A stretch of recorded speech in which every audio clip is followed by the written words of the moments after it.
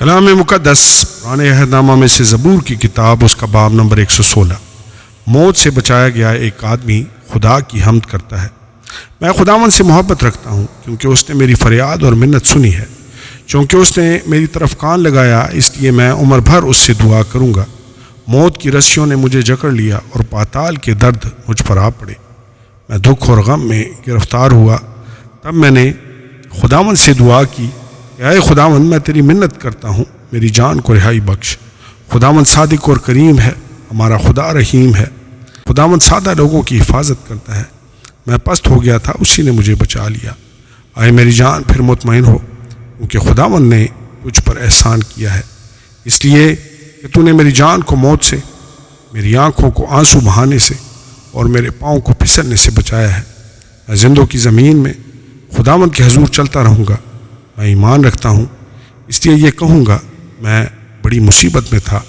میں نے جلد بازی سے کہہ دیا کہ سب آدمی جھوٹے ہیں۔ خداوند کی سب نعمتیں جو مجھے ملیں، میں ان کے عوض میں اسے کیا دوں؟ میں نجات کا پیالہ اٹھا کر خداوند سے دعا کروں گا۔ میں خداوند کے حضور اپنی منتیں اس کی ساری قوم کے سامنے پوری کروں گا۔ خداوند کی نگاہ میں اس کے مقدسوں کی موت گراں قدر ہے۔ اے خداوند، میں تیرا بندہ ہوں، میں تیرا بندہ، تیری لونڈی کا بیٹا ہوں۔ تو نے میرے بندھن کھولے ہیں۔ میں تیرے حضور شکر گزاری کی قربانی چڑھاؤں گا اور خداوند سے دعا کروں گا۔ میں خداوند کے حضور اپنی منتیں اس کی ساری قوم کے سامنے پوری کروں گا۔ خداوند کے گھر کی بارگاہوں میں تیرے اندر اے یروشلم خداوند کی حمد کرو۔ آمین اور آمین۔ کلام مقدس پرانے عہد نامہ میں سے زبور کی کتاب، اس کا باب نمبر 117۔ خداوند کی حمد۔